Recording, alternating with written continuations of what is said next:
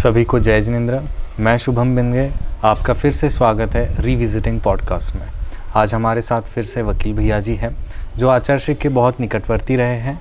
आज हम आचार्य श्री के संबंध में इनसे अच्छी चर्चा करेंगे और आचार्य श्री के जो चीज़ें हमें सामान्य जन को पता नहीं वो आज इनके मुख से हम आज सुनेंगे।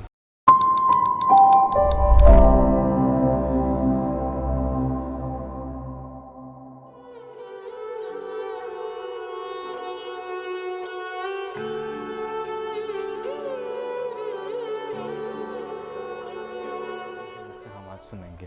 जय जिनेंद्र भैया। जय जिनेंद्र। हाल ही में आचार्य श्री की समाधि हुई, ये समाज के लिए बहुत दुखद घटना है।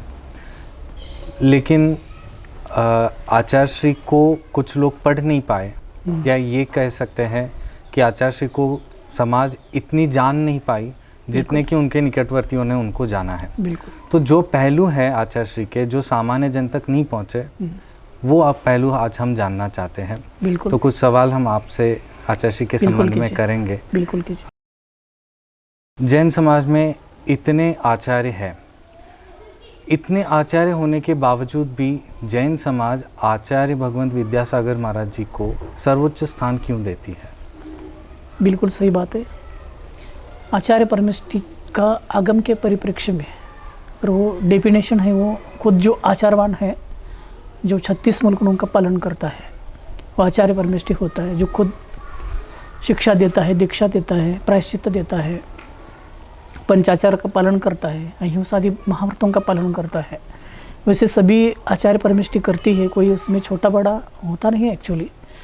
बट आचार्य श्री थोड़ा सा आइसोलेट होते हैं इस चीज़ों से कि इतनी महत्ता, इतना इम्पोर्टेंस उनको क्यों मिला या सर्वोच्च स्थान क्यों मिला। इसका यही कारण, एक ही कारण हो सकता है, वो है कि उनका जो कंपैशन है, करुणा है उनके हृदय में, वो कंपैशन करुणा उनको अलग करती है। आचार्य परमेष्टियों में भी आज भारतवर्ष में के जितने भी आचार्य परमेष्टियों सभी वंदनीय है। फिर भी आचार्य परमेष्टि वंदनीय होने का कारण यही है कि उनका कार्य और उनका जो कंपैशन है, मतलब दया और करुणा, उनको अलग करती है, इसलिए। बिल्कुल।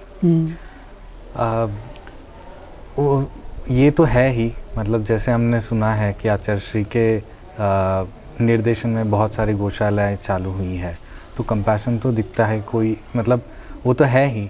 लेकिन हम आपसे पूछना चाहते हैं कि आपको उनमें विशेषता क्या दिखती है? बिल्कुल, विशेषता ऐसी है कि जैसे कि धवला की पहली पुस्तक में आचार्य परमेष्टि के कुछ गुण बताए हैं।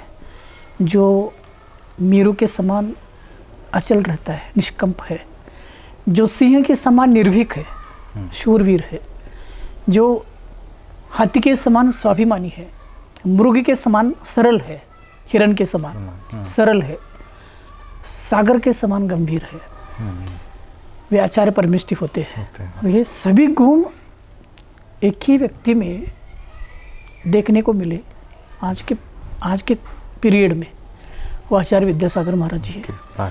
किसी भी प्रकार का पक्षपात नहीं है, उनके शिष्य होने के नाते किसी भी प्रकार का अभिनिवेश नहीं है, किसी प्रकार का प्रेजुडिस नहीं है। लेकिन ये बात सच है कि जैसे कि पहले बताए, करुणा उनको अलग करती है, लेकिन ये सब चीज़ें एक ही व्यक्ति में, एक ही पर्सनैलिटी में देखने को मिली उनके जीवन काल में। इसलिए वो मतलब मुझे बहुत उसका ये है, मतलब बहुत सारी विशेषताएं, बहुत सारी व्यक्ति में आना, ये बहुत ज़्यादा बड़ी चीज़ है आज के काल में। 21वीं शताब्दी में एक ही व्यक्ति में वो आना बहुत दुर्लभ चीज़ है। सही है। बिल्कुल। ये भी हम जानते हैं कि आचार्य श्री को जन जन के संत कहा जाता है। केवल जैन नहीं, अपितु जितने भी नॉन जैन्स है, सिख है, हिंदू है, शैव है, वैष्णव है, ये सारे आचार्य श्री के प्रति आदर भाव रखते हैं। इसका क्या कारण है? बिल्कुल, मेरे ख्याल से तो वे मात्र जन जन के संत नहीं थे, वे पशु पक्षियों के भी संत थे। जो कटने वाली गाय जो कसाई खाने में जाने वाली थी, उसके भी संत है, पक्षियों के भी संत है। जो गरीब मजदूर है ना, उनके भी संत है। काम करने वाले हाथ, जिनको काम नहीं मिला, हथकरघा के माध्यम से उनको काम मिला, उनके भी संत है। जन जन के नहीं, अपितु सभी प्राणी मात्र के वो संत है, संत रहे। ऐसा व्यक्ति, ऐसा पर्सनैलिटी हमारे जीवन काल में हो, हम भाग्यवान समझते खुद को। बिल्कुल सभी प्राणी जो उन्होंने मानव कल्याण ही नहीं अब तो प्राणियों के कल्याण की विषय में, उस विषय में भी उन्होंने बहुत सारा कार्य किया है। और ऐसा भी हमने सुना था कि जितने कत्ल खाने बंद हुए और आचार्य श्री के निर्देशन में जो गौशालाएं बनी, जो कत्ल खाने में काम करने वाले लोग थे उनको आचार्य श्री ने गो सेवा में लगा दिया, ऐसा हमने सुना था। तो बिल्कुल सही बात है, क्योंकि उनकी जो उपजीविका है ना जी, वो भी नहीं टूटे। बिल्कुल, उनको भी अच्छी तरह से काम मिले। वैसे कसाई खाने में काम करना कौन पसंद करता है ना? तो गौ की सेवा में लगे, बड़ा भारी पुण्य भी है। और आचार्य के माध्यम से कितने गायों की रक्षा हुई, कितने गायों के प्राण बच गए। गाय ही नहीं, कितने ऐसे प्राणी हैं उनके प्राण बचे, उनके जीवन हजारों ऐसे हजारों। हाँ, तो ये बहुत बड़ा काम हुआ आचार्य के माध्यम से। सही है। आप आचार्य के बहुत निकटवर्ती रहे हैं, आचार्य का सानिध्य आपको बहुत बार मिला है। आपके जीवन में उनके साथ जो कुछ संस्मरण हो जो बहुत अद्भुत हो, आपके जीवन को बदलने की घटना हो या जो भी हो, आप अगर सबके साथ शेयर करना चाहते हैं तो? बिल्कुल करूँगा। आज तक मैंने किसी के साथ शेयर नहीं किया, लेकिन एक दो प्रसंग में बताना चाहता हूँ कि जो मेरे जीवन में भी, और शायद व्यूअर्स को भी वो याद रखने योग्य है कि एक पहला संस्मरण अभी हाल ही में 2021 में नेमावर में जब थे आचार्य से, तो वहाँ चौका लेकर के गए थे, चौका हो गया। उसके बाद तुरंत हम घर निकल कर आए और 4 दिन के बाद मुझे बुलाया उन्होंने, किसी काम में और आप आ जाओ। तो हथकरघा का जो है ना अभी, तो वो देने की सोच रहे थे मुझे। मैंने मेरे निजी कारण से वो मुझे नहीं हुआ। और उस बीच में एक आधे घंटा हमारी चर्चा हुई। हमने एक प्रश्न पूछा था उनको कि आचार्य श्री की इतनी सब भीड़ भाड़ है, इतने सब लोग आते हैं, आपको एकांत चाहिए, ऐसा कभी न लगता नहीं क्या? ऐसा पूछा मैंने। वैसे मैंने धैर्यपूर्वक के पूछा तो आचार्य श्री ने बताया कि मेरे मन की बात आपने कह दी कि उन्होंने कहा कि इतना सब होते हुए भी मेरा दुर्भाग्य है कि मैं भीड़ के बीच में हूँ। मेरा दुर्भाग्य है कि मैं भीड़ के बीच में हूँ। मुझे चाहिए एकांत, लेकिन भीड़ है और ये इनएविटेबल है, अनिवार्य रूप से है, हटती नहीं है। और इसलिए this is my misfortune that I am surrounded by the crowd. तो भीड़ के बीच में फिर भी वो एकत्व का अनुभव करते हैं, इसलिए मुझे श्रेष्ठ लगते हैं। उन्होंने बताया ऐसा कि भाई ये भीड़ में आदमी तो भीड़ का ही हिस्सा न बन पाए। आचार्य श्री भीड़ का हिस्सा है क्या?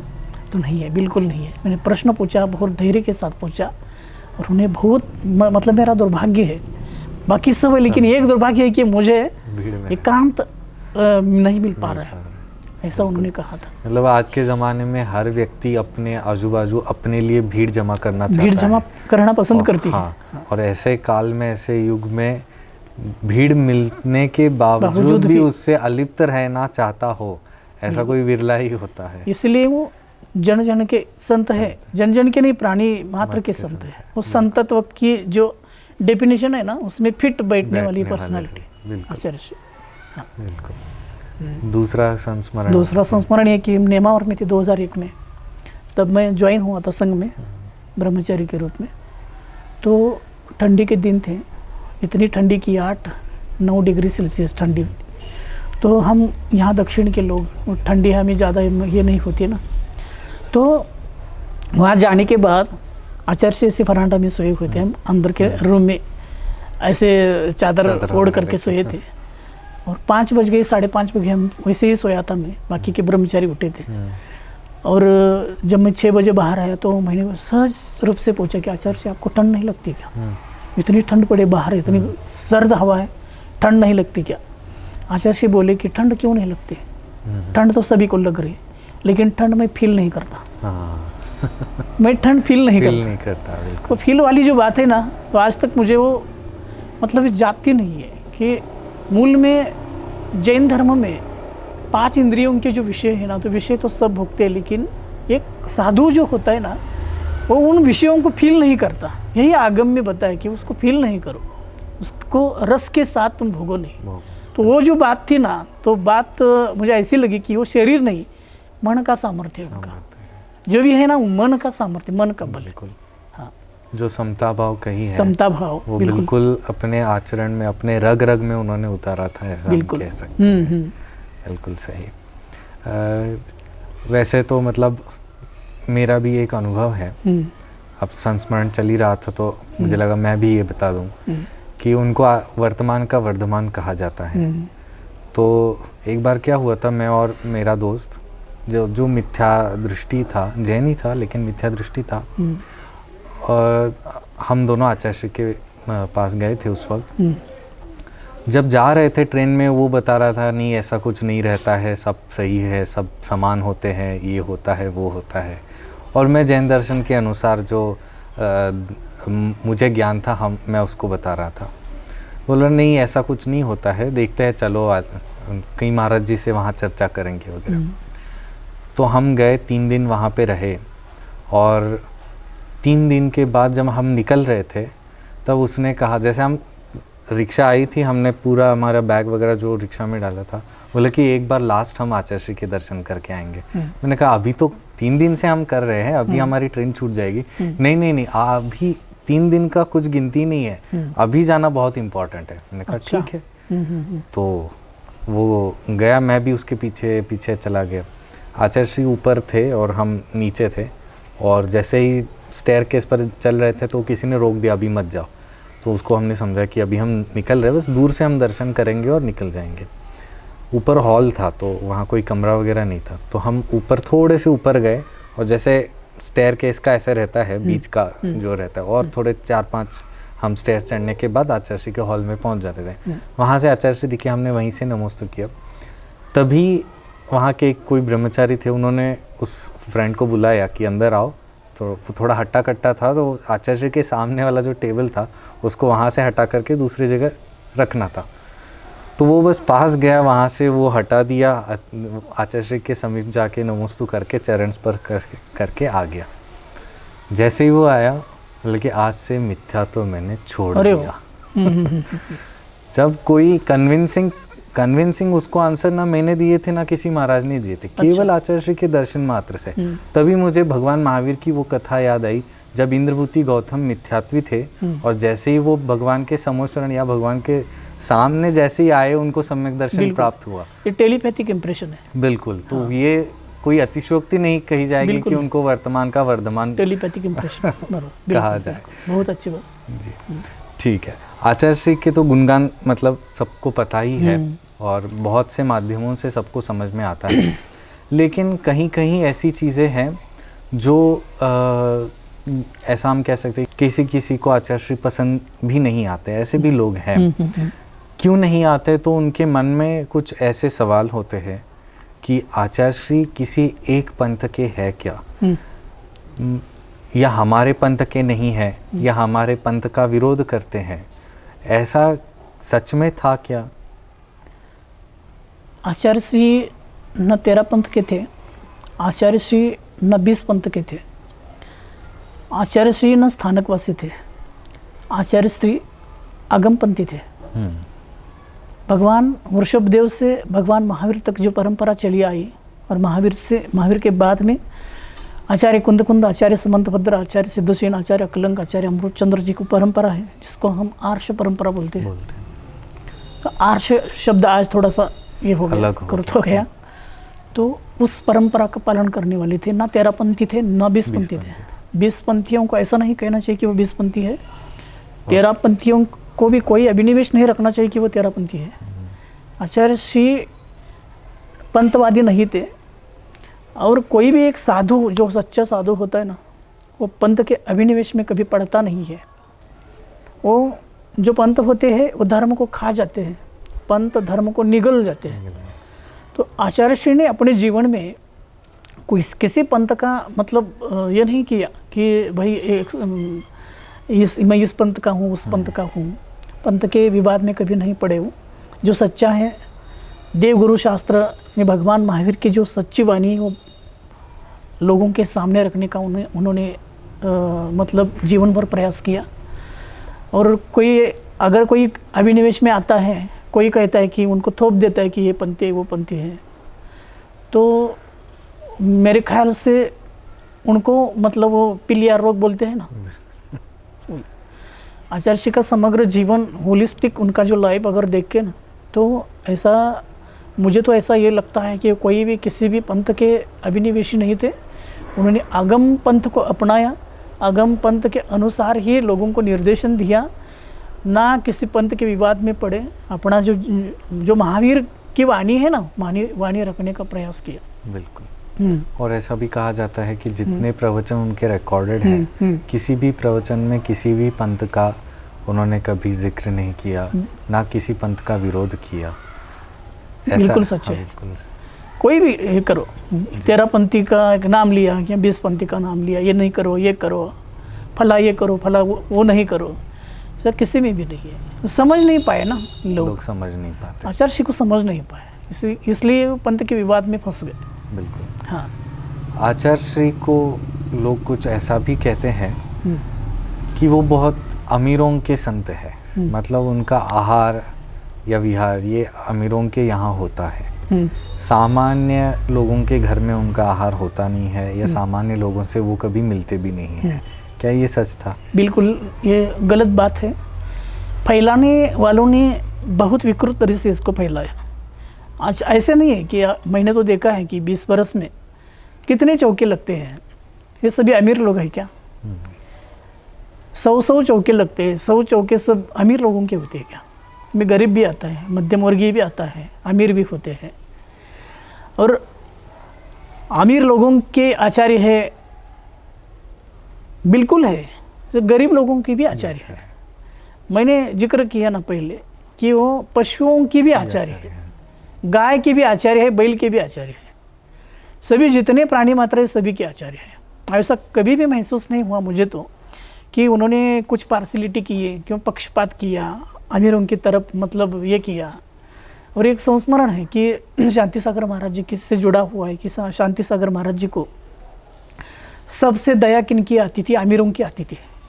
ये लोग कैसे होगा इनका, ये पंचेंद्रिय के विषयों में फंस गए, इनके पास इतनी साधन सामग्री है, इस साधन सामग्री का वो क्या करेंगे? वो पंचेंद्रिय के विषयों में फंस जाएंगे। ज़्यादा दया किनकी आती थी? शांति सागर महाराज जी को अमीरों की आती थी। तो अमीरों का एक तरह से पैसा धर्म के कार्य में लग गया ना, इसमें पॉजिटिव अप्रोच देखना चाहिए। और as far as Acharya Shri is concern, my view is that कि आचार्य श्री ने कभी भी ऐसा पक्षपात नहीं किया। जितने अमीरों को मतलब ये करते थे, उतना ही गरीब को भी करते थे। हाँ बिल्कुल, उनके हृदय में इतना कंपैशन था, इतनी करुणा थी ना, तो उसको आप नाप ही नहीं सकते, इतनी करुणा थी। बिल्कुल, क्योंकि अगर नहीं होती तो ना तो वो हथकरघा बनता, ना गौशालाएं बनती, ना बंदियों के लिए जेल में जो चल रहा है वो नहीं बनता, है ना। उस कंपैशन को पहचानो। हाँ, और जिनको भी ऐसा लगता है कि अमीरों के आचार्य है, वो जैसे वो एक साइड व्यू से देख रहे हैं उनको, उसका होलिस्टिक अप्रोच मतलब होलिस्टिक जो का दृष्टिकोण होता है ना, वो उनका नहीं है, ऐसा मुझे लगता है। सही है। लेकिन फिर ऐसा कहा जाता है कि मध्य प्रदेश के लोग बहुत अमीर होते हैं और दक्षिण भारत के बहुत गरीब, इसलिए आचार्य श्री दक्षिण भारत नहीं आए। तो दक्षिण, अगर ये भेद उनमें नहीं था तो ये दक्षिण भारत में उन्होंने विहार क्यों नहीं किया? दक्षिण भारत के लोग गरीब है और मध्य प्रदेश के लोग अमीर है, ये बात ही मतलब बिल्कुल तथ्यहीन है, तथ्यहीन, बिल्कुल तथ्यहीन है। दक्षिण भारत के लोग भी बहुत अमीर है, मध्य प्रदेश के लोग भी गरीब है। ऐसा नहीं है कि सब अमीर गरीबी तो सब जगह चलती है। दक्षिण भारत में क्यों नहीं आए? बहुत हजारों लोगों ने हजारों बार आचार्य श्री से प्रश्न किया, आचार्य श्री ने इम्प्लाइडली उसका आंसर भी दिया। उनका कहना था कि ना संत दक्षिण का होता है, ना उत्तर का होता है, ना पूर्व का होता है, ना पश्चिम का होता है, संत मध्य का होता है। अच्छा। इसमें इस वाक्य में बोला था उन्होंने, इस वाक्य में अध्यात्म भरा है। ना ये आती है ना वो आती है, संत तो हमेशा साम्य में है, संत हमेशा समत्व में है, मेडिटेशन में है, मध्य में है। तो इस बात को समझना चाहिए कि उन्होंने एक बार कहा था कि दिल्ली वालों की अपेक्षा में दक्षिण में हूँ, कर्नाटक की अपेक्षा में उत्तर में हूँ, है ना, कलकत्ता वालों की अपेक्षा में पश्चिम में हूँ, मुंबई के वालों की अपेक्षा में पूर्व में, ऐसा उन्होंने कहा। तो दक्षिण उत्तर ये जो चल रहा था नहीं, लेकिन उनका अप्रोच था कि क्या मध्य में रहना चाहिए ना, सभी लोगों के आवागमन के लिए वो कन्वीनियंट होता है। इस कारण से उनका ऐसा नहीं है कि वहाँ गरीब लोग है इसलिए नहीं जाए। तो अगर वहाँ दक्षिण में गरीब लोग है इसलिए नहीं अगर आते ना, तो उनका कोई मूल्य नहीं रहता, कोई भी मूल्य नहीं रहता। ये बिल्कुल बेबुनियाद, मतलब बेबुनियाद बोलते हैं ना, ऐसी बात हुई है। सही है। कुछ हम जानते नहीं हैं इसीलिए, या कहीं से उड़ी बात हमारे पास आती है और हम उस पर निर्णय करके हम उस पर विचार करते हैं, उसी बात को हम फैलाते हैं। तो ऐसी गलत धारणाएं समाज में जाती हैं, और ऐसे बहुत गलत धारणाएं उनके साथ बनी हुई है। बिल्कुल ऐसा नहीं होना चाहिए, और वो भी एक महान आचार्य के प्रति ऐसा तो नहीं होना उसको चाहिए। अवर्णवाद कहते हैं। बिल्कुल। केवली सुत संग साधु देवावर्णवादो दर्शन मोह से, उससे क्या होता है कि दर्शन मोह ने कर्म का बंध, मिथ्यात्व का बंध होता है। केवली का, धर्म का, आचार्यों का, साधुओं का अवर्णवाद नहीं करना चाहिए, झूठा दोषारोपण नहीं करना चाहिए। अगर आपको पसंद नहीं तो पसंद नहीं है, ठीक है, लेकिन ये ऐसे है वैसे है, पंतवादी है वगैरह वगैरह, ये जो है ये चीज़ें निकलती है ना, वो बिल्कुल मतलब पंथवाद के ऊपर एक सवाल आता था बीच में कि आचार्य श्री विद्यासागर महाराज ने अपना एक खुद का एक पंथ चालू किया है, जिसे सही पंथ कहते हैं। ना तो वो 13 पंथी है ना 20 पंथी है, तो उन्होंने खुद का एक पंथ चालू किया है। क्या ये कहना सही होगा? सही कहो, है ना, मतलब आप ना 13 पंथी बनना चाहिए आपको, ना 20 पंथी बनना चाहिए आपको, आगम पंथी बनना चाहिए। आचार्य से हमेशा कहते हैं कि पंथवाद में आगम पंथी, तो उसको पंथ से मत जोड़ो। बिल्कुल, क्योंकि भगवान महावीर का भी पंथ बन जाएगा, भगवान ऋषभनाथ का भी पंथ बन जाएगा। तो पंथ नहीं है, पंथ धर्म को खा जाता है, निगल डालता है। पथ होना चाहिए, पथ होना चाहिए, पंथ से भी अतीत है वो। साधु जो पंच परमेष्ठी होते हैं पंथ के अतीत होते हैं। बिल्कुल। और जो चीज़ें हैं ना, मतलब पंच परमेष्ठी उनके पंच परमेष्ठी जो होते हैं, मतलब भगवान ऋषभदेव से महावीर तक, और महावीर के बाद में आचार्य कुंद की जो परंपरा है ना, उस परंपरा के जो आचार्य विद्यासागर, ये गौरवशाली परंपरा की मतलब आखिरी कड़ी है। अभी आगे होने वाले हैं, लेकिन उन्होंने कभी पंथ का जिक्र नहीं किया, और बहुत शुद्ध स्वरूप से उन्होंने धर्म किया, लोगों को धर्म सिखाया। अगर मैं आचार्य विद्यासागर महाराज जी के शिष्यत्व ये करके, शिष्य बन करके मैं किसी आचार्य विद्यासागर के पंथ का हूँ, ऐसा अगर मेरे मन में थोड़ा सा भी अभिनिवेश है, तो वो मुझे भी खा जाएगा। बिल्कुल। धर्म मुझे ये नहीं सिखाता कि आपस में लड़ो, आपस में पंथ आपस में लड़ते हैं, धर्म जोड़ता है। तो उन्होंने वो सिखाया। ये बहुत बड़ी बात कही कि धर्म जोड़ता है और पंथ बांटता है। पंथ बांटता है ना। बिल्कुल। हाँ, तो कभी नहीं सिखाया, बांटना ना कभी नहीं सिखाया। आचार्य के पास कोई भी विपक्ष का, कोई भी मतलब विरोधी है ना, वो भी आते थे, और उनका खुद का संस्मरण ऐसा है कि बहुत प्यार दिया आचार्य, बहुत मोहब्बत दी आचार्य जी ने। अरे अंदर में करुणा भरी है ना, वो कहाँ जाएगी? कोई भी आ जाओ आप, अंदर में जो कंपैशन है ना, तो कंपैशन मतलब वो दिखता ही है ना। हाँ सही है। हाँ बिल्कुल। तो ये बात इसलिए छेड़ी गई थी समाज में कि पहले तो आचार्य श्री ने जब क्षुल्लक दीक्षाएं इसके पहले जो हुई थी उसमें आचार्य श्री ने पिंची दी थी, लेकिन बाद में जो अभी जो क्षुल्लक दीक्षाएं हुई है 2-3 साल में, तो उन क्षुल्लकों को पिंची प्रदान नहीं की गई। अच्छा। हाँ। तो इसके पीछे का कारण क्या हो सकता है? मतलब जो क्षुल्लक वगैरह होते हैं ना, उत्कृष्ट श्रावक होते हैं, साधक श्रावक होते हैं, उत्तम श्रावक, उनको पिंची देने का जो प्रावधान है ना, वो पहले नहीं था प्राचीन काल में। अच्छा। अभी हाल में 100-150 वर्ष के बाद में चला है पिंची देना, क्योंकि वो पिंची देने के बाद वो साधु है, अच्छा, लोगों को पता चले, इसलिए वो दे दी जाती थी। हाँ, प्राचीन परंपरा नहीं है, क्योंकि वो श्रावक है, साधक श्रावक, उत्कृष्ट श्रावक बोलते हैं, 11वीं प्रतिमा के श्रावक है, इसलिए उनको पिंची नहीं दी। तो बहुत लोगों ने प्रश्न किया कि पिंची क्यों नहीं दी, पिंची क्यों नहीं दी, ऐसे मतलब ये थोड़ा सा ये दिया उनको। तो आगम का जो मूल ये है ना, मूल परंपरा आगम की, इन्होंने फॉलो की। अभी तो किसी को ये नहीं है कि पहली बार कोई क्षुल्लक हुआ है और वो पहचान में आए, उसको पिंची देना चाहिए, ऐसे आज तो बात नहीं है ना, पहले थी 100-150 साल पहले तो वहाँ प्रावधान शुरू हुआ तो आज उसकी ज़रूरत नहीं, इसलिए आचार्य ने वो किया। बिल्कुल आगम सम्मत है वो।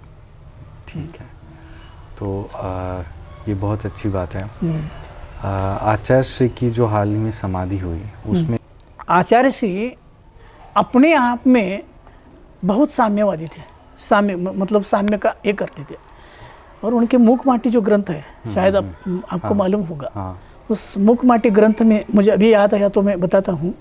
उस क्लाइमेक्स में, ग्रंथ के क्लाइमेक्स में लास्ट में एक शेठ जी का कैरेक्टर आता है और लास्ट में मुनि महाराज है, मुनि महाराज और शेठ जी के बीच में वार्तालाप होता है। तो वो शेठ जी पूछता है कि काल की कसौटी पर मैं कैसे खरा उतरूं?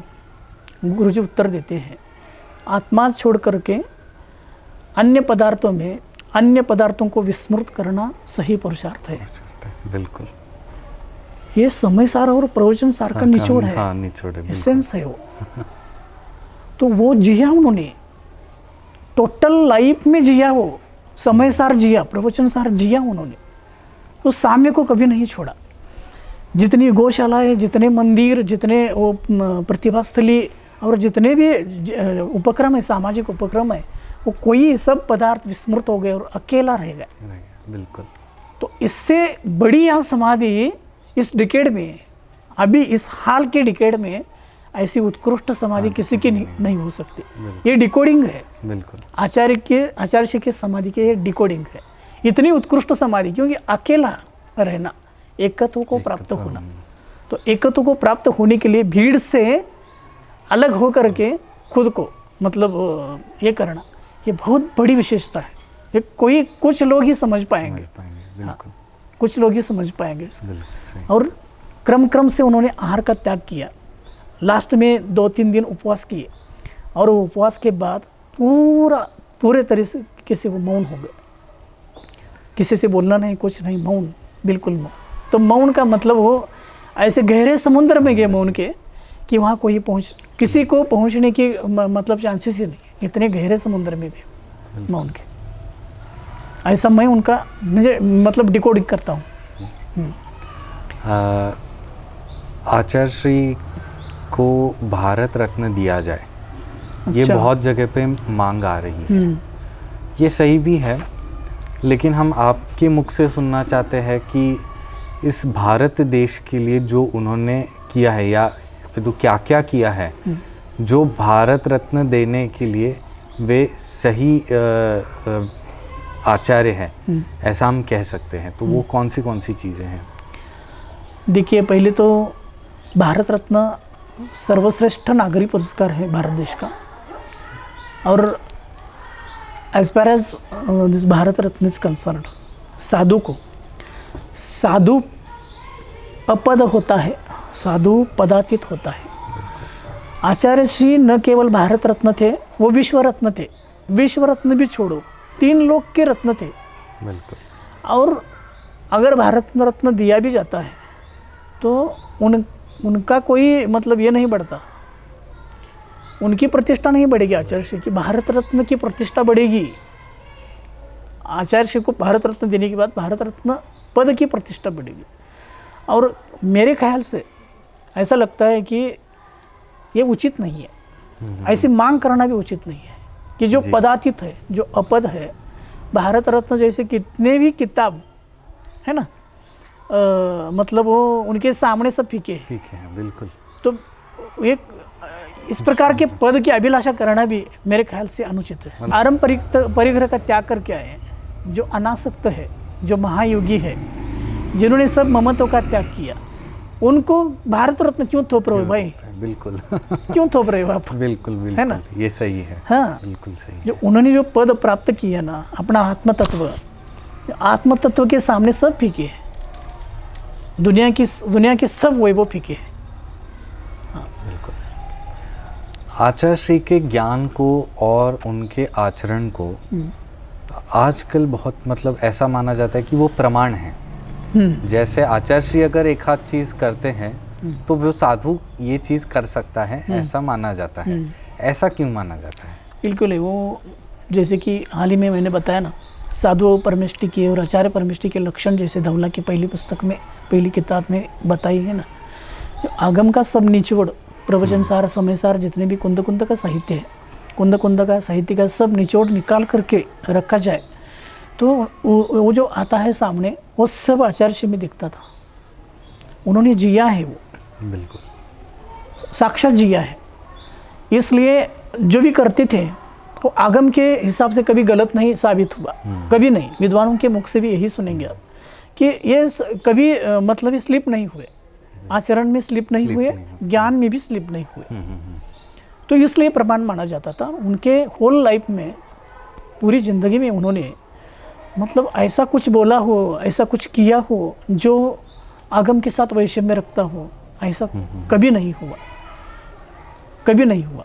और देखो ना, 20-22 साल का लड़का, 20-22 साल का, आप थोड़ा सा कल्पना करो कि वो 60 के दशक में मीरठ स्टेशन में जा कर के अजमेर जाता है, अकेला जाता है। वहाँ जा करके वहाँ जो अननोन है ना, सब लोग अननोन लोग हैं, अननोन लोगों के सामने एक गुरु उसको मिलता है। गुरु कहता है कि अभी तुम भाग जाओगे तो भाग जाओ। ऐसा कहने के बाद वो सब वाहनों का त्याग करता है। अगर भागना भी हो तो चल के जाना। कितना धैर्य है 20-22 बरस के एक लड़के में, कितना धैर्य है और मैच्योरिटी कितनी है 20-22 लड़के के ऊपर, मैच्योरिटी कितनी। और वो मैच्योरिटी बढ़ती बढ़ती गई। आज तक आज के डेट में कितनी मैच्योरिटी होगी, उस मैच्योरिटी को समझना हमारे जैसे अज्ञानियों को मतलब ये नहीं है। उसके रीच में हम पहुंच नहीं सकते, कोई भी नहीं पहुंच सकता मेरे ख्याल से। और हमें समझेंगे 25 साल, 50 साल, 100 साल के बाद आचार्य श्री का आकलन होगा, आज नहीं होगा। अरे ये ऐसे हुए, ऐसे थे। हाँ आचार्य, हाँ, इंटरप्रिटेशन हम गलत करते हैं कभी कभी। बिल्कुल। लेकिन पता चलेगा सब लोगों को 100 साल के बाद पता चला, अरे ये बहुत बड़े साधु हो गए। सही है। हाँ, उन्होंने जितना मतलब कहा अपने मुख से, उससे भी ज़्यादा अपने मौन से कहा। कहाँ मौन रहना चाहिए, कहाँ बोलना चाहिए, ये उनसे सीखना चाहिए।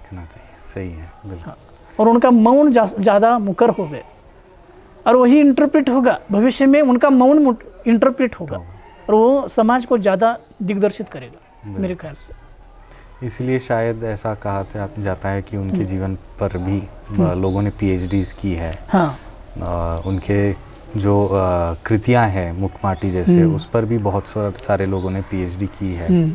तो ये अपने आप में एक सिद्ध हो जाता है कि जिनके जीवन काल के ऊपर PhDs हो रही है, जिनकी कृतियों पर PhDs हो रही है, वो क्या अद्भुत होंगे। अद्भुत है। PhD होना कोई मतलब बड़ी बात नहीं है। आचार्य श्री का अगर मुखमाटी आप पढ़ोगे ना, तो आचार्य श्री ने कोई भी ऐसा विषय नहीं छोड़ा। वो समाजशास्त्री थे, वो कैपिटलिज्म का विरोध करते थे, पूंजीवाद का विरोध करते थे, वो समाजवादी थे, सोशलिस्ट थे, साम्यवाद का भी उन्होंने विरोध किया।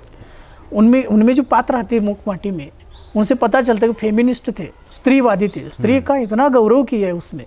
तो स्त्री के प्रति उनका जो मतलब दृष्टिकोण था वो बहुत भव्य उदात्त था, पता चलता है उससे। तो कभी भी उन्होंने स्त्री को मतलब नीचा है और ऐसा कभी नहीं कहा। स्त्रीवाद भी है उसमें, फेमिनिज्म भी है बिल्कुल अपने मुखमाटी में। और वो प्रतिभास्थली के रूप में, प्रतिभास्थली के रूप में सामने उभर कर आया हूँ। बिल्कुल उभर कर आया। ऐसे बहुत सी चीज़ें हैं मुखमाटी में। आपको मुखमाटी भी डिकोड होनी चाहिए। आज के उनकी जो कालजयी कृति है मुखमाटी, तो मुखमाटी अगर एक बार भी पढ़ोगे आप, 100 बार भी पढ़ोगे, तभी वो ग्रास्पिंग नहीं होगा कि क्या चीज़ है वो। जो हम कालिदास के मेघदूत से, कुमार संभव से, या अन्य भी जितने भी महाकवि हैं, उनसे अगर उसका ये करते, कंपैरिजन करते हैं, तो आज के परिप्रेक्ष्य में मुखमाटी ज़्यादा श्रेष्ठ ऐसा मुझे लगता है। क्योंकि समाज की आज की जो धारणाएं हैं उनके लिए बहुत बड़ा दिग्दर्शन करने वाला वो ग्रंथ है, महाकाव्य है। सभी उसमें समाजवाद है, उसमें साम्यवाद है, उसमें कैपिटलिज्म है, उसमें 9 रसों का श्रृंगार है, सब है। और लास्ट में जो शांतरस है, शांतरस का पोषण किया गया है। सेंटर में शांतरस है, अहिंसा है, दया है, कंपैशन है, वो है उसमें। तो सभी को पढ़ना चाहिए।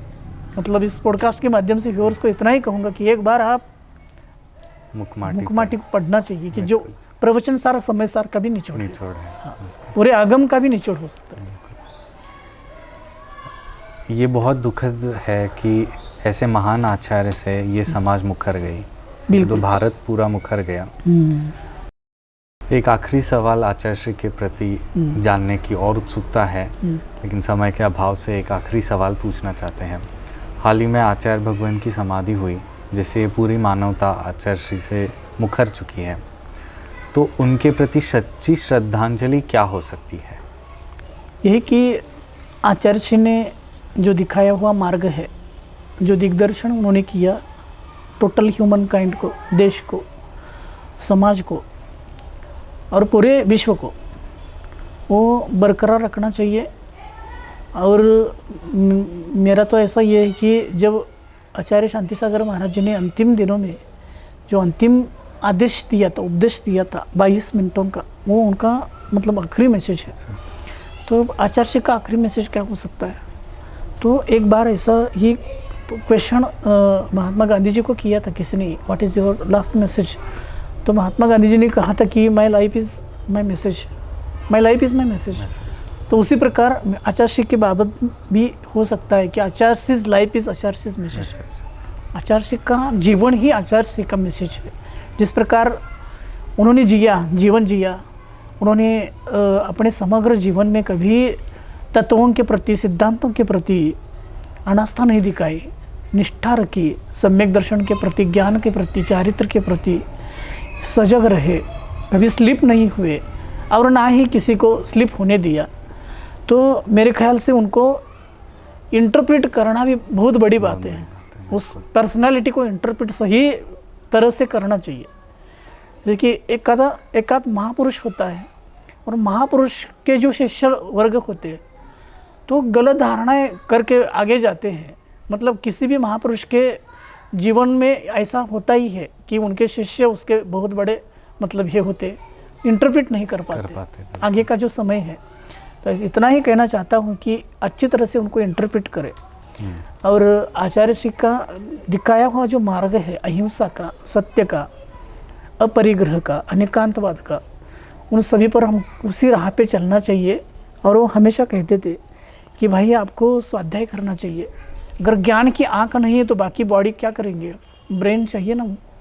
तो सम्यक दर्शन ब्रेन है, तो सम्यक दर्शन चाहिए। सम्यक दर्शन ग्रहण करने के लिए आपको स्वाध्याय करना चाहिए। स्वाध्याय अगर नहीं करोगे, बाकी सब करोगे, तो ब्रेन बिना बॉडी हो गई, ब्रेन डेड हो गया, बॉडी क्या करेगी? बॉडी बिल्कुल हट्टी कट्टी, ब्रेन नहीं है तो क्या करोगे? तो आचार्य श्री ने बहुत बार, मतलब लाखों बार कहा होगा कि स्वाध्याय करो, स्वाध्याय करो, स्वाध्याय करो। तो उनको, उनका जो शिष्य वर्ग है, उनको मानने वाले जो है और नहीं मानने वाले भी जो है, उन सभी को स्वाध्याय करना चाहिए। और अगर वो सही ढंग से स्वाध्याय करते हैं ना, तो आचार्य श्री भी डिकोड हो जाएंगे और आगम भी, भगवान महावीर भी और भगवान ऋषभनाथ से लेकर के सभी तीर्थंकर भी डिकोड हो जाएंगे। बिल्कुल ऐसा मतलब ये करना चाहिए उनको पूरे अपने जीवन काल में। हाँ, आचार्य श्री के प्रति सच्ची श्रद्धांजलि यही कही जाएगी, श्रद्धांजलि ही है कि शोक न करे। बिल्कुल। अभी जो गया वो वापस नहीं आ सकता। ये मतलब नियति का अकाट्य नियम होता है। नियति है ना, वो अकाट्य नियम होते हैं, कोई वापस तो नहीं आएंगे। लेकिन हम हमारे दिलो दिमाग में उनको हमेशा के लिए जीवंत रख सकते हैं। हाँ, किसके माध्यम से? उनके कहे हुए जो उपदेश है, आदेश है, उनको मान करके सही रास्ते पे चलना, जैनिज़्म को स्प्रेड करना, जैनिज़्म को आत्मसात करना। और वो जो दिव्य मतलब अनुभव है ना, उस दिव्य अनुभूति का प्रकाश जो समय सार, प्रवचन सार में आचार्य कुंद भगवान ने कहा है ना, उसका अनुभव करना ही मेरे ख्याल से उनको बहुत बड़ी श्रद्धांजलि हो जाएगी, ऐसा मुझे लगता है। ठीक है, आज हमने बहुत कुछ आचार्य श्री के बारे में जाना है। जो चीज़ें सामान्य जन में कुछ विचारधाराएं अलग होती है और उस विचारधारा से प्रभावित होकर के आचार्य श्री के प्रति जो गलत धारणा है वो भी आज निकल चुकी है। और पक्षपात को लेकर के विपरीत अभिनिवेश बना करके आचार्य श्री को कृपया मत देके, बिल्कुल उनका होलिस्टिक जो समग्र लाइफ है, उनका जीवन है, उस जीवन को देखने के लिए थोड़ा सा वर्साटिलिटी बोलते हैं उसको, कॉम्प्रहेंसिव अप्रोच रख करके उनको अगर देखेंगे ना, तो जन जन के नहीं, आपकी भी, सभी के भारत में जितने भी हैं, विश्व में जितने भी जैन लोग हैं, मेरे ख्याल से श्वेतांबर भी है, सभी के वो बहुत बड़े आचार्य, और ऐसा संत फिर होना मुश्किल है, बिल्कुल होना मुश्किल है। तो आज सारे सवाल हमारे क्लियर हो गए। हम सभी यही आशा करते हैं कि आचार्य श्री अभी तो स्वर्ग प्रस्थान कर चुके हैं, उसके बाद जल्दी से मनुष्य पर्याय में और जल्दी से मोक्ष उनको प्राप्त हो। बिल्कुल। और उसके साथ साथ हमारा भी कल्याण हर भाव में वो करते रहे, ऐसी हम भावना बहाकर बिल्कुल उनको शत शत नमोस्तु करते हुए आज हम विराम लेते हैं। जय जिनेन्द्र। जय जिनेन्द्र।